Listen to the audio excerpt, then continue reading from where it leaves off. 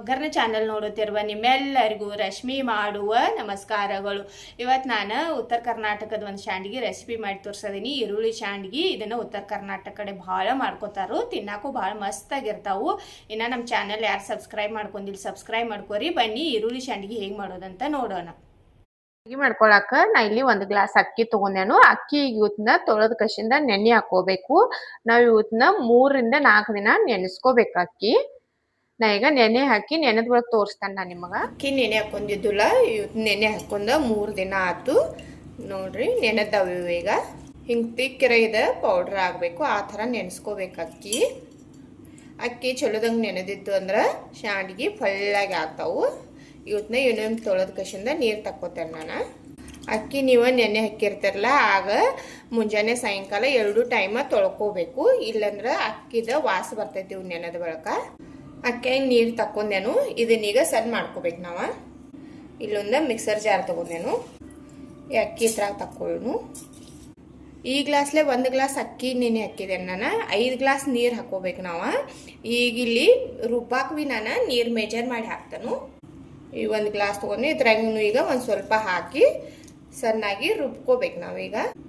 ಇದು ನೋಡ್ರಿ ರುಬ್ಕೊಂಡೇನೆ ನಾನು. ಇದು ನೋಡಿ ಈ ಥರ ಪೂರಾ ಪೇಸ್ಟಾಗಿ ಮಾಡ್ಕೋಬೇಕು ನಾವು.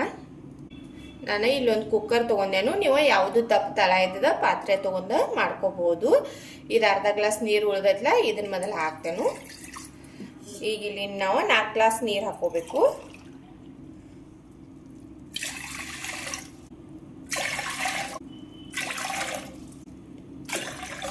5 ಗ್ಲಾಸ್ ನೀರು ಹಾಕಿದ್ದೇನು. ಕಾಯಕ್ಕೆ ಇಡ್ತೇನೆ ನಾನು. ನೀರು ಕಾಯಕ್ಕೆ ಇಟ್ಟಿದ್ದೇನೆ ನಾನು. ರುಚಿಗೆ ಬೇಕಾಗುವಷ್ಟು ಉಪ್ಪ.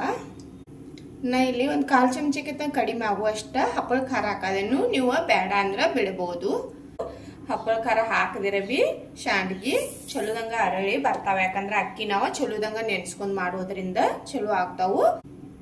ನೀರು ಒಂಚರ ಕಾಯಿಲಿವ. ನೀರು ಒಂದು ಸ್ವಲ್ಪ ಕಾದವು.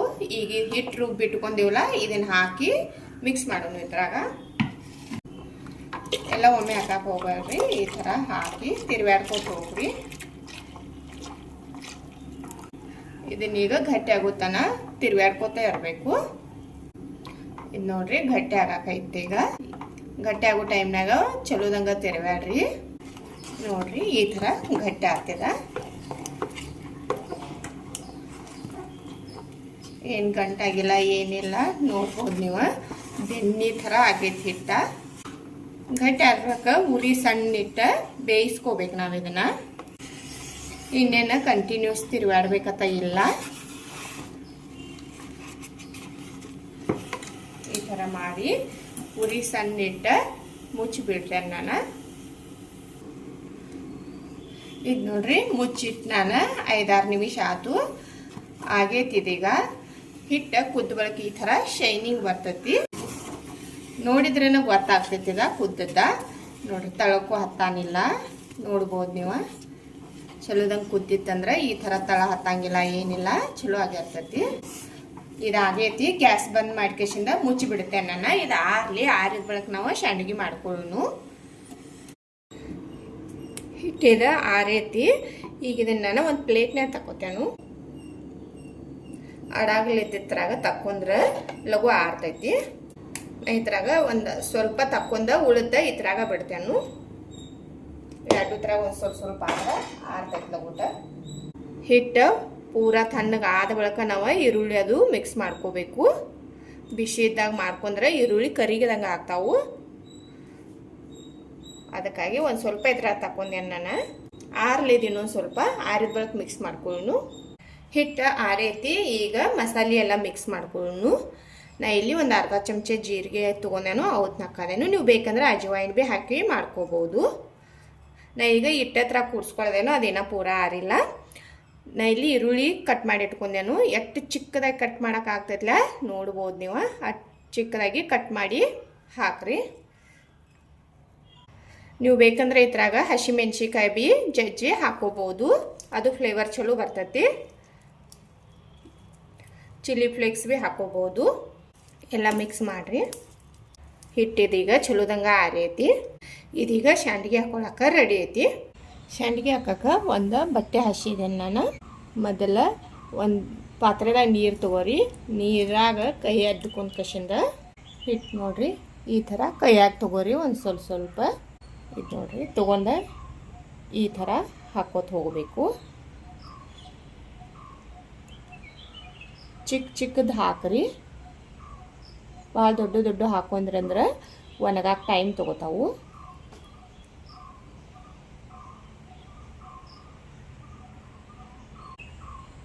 ಹಿಟ್ಟು ತೊಗೊಳತ್ನಾಗ ಒಮ್ಮೆ ನೀರಾಗ ಕೈ ಎದ್ದಿ ತೊಗೋರಿ. ಆಗ ಕೈಗೆ ಅಂಟ್ಕೊಳ್ಳೋದಿಲ್ಲದ ಸುಲಭವಾಗಿ ಹಾಕ್ಕೋಬೋದು ನಾವು.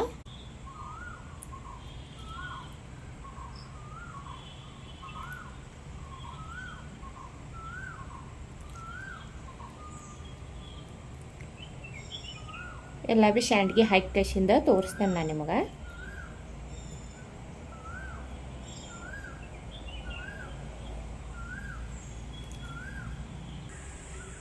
ನೋಡ್ರಿ ಎಲ್ಲ ಶಾಂಡ್ಗಿ ಭೀ ಹಾಕಿದೆ ನಾನು.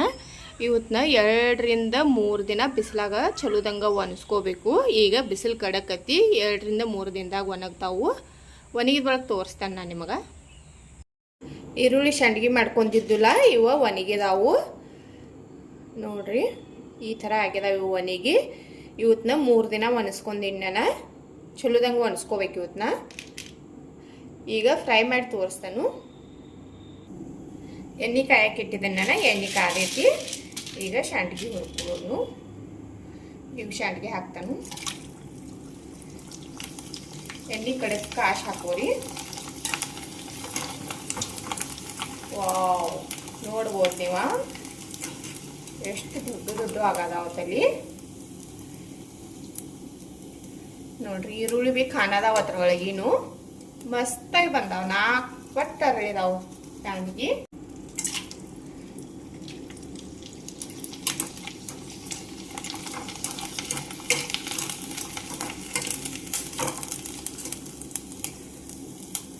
ನೋಡ್ಬೋದು ನೀವು. ಅದ್ರ ಒಳಗಿನ ಈರುಳ್ಳಿ ಭೀ ಖಾನದಾವು ಕಾಣ್ತಿರ್ಬೋದು ನಿಮಗ. ಎಷ್ಟು ಬೇಕಟ್ಟ ಫ್ರೈ ಮಾಡ್ಕೊಂಡ ಉಳಿದ ಡಬ್ಬಿ ತುಂಬಿ ಇಟ್ಕೋಬಹುದು ನಾವು.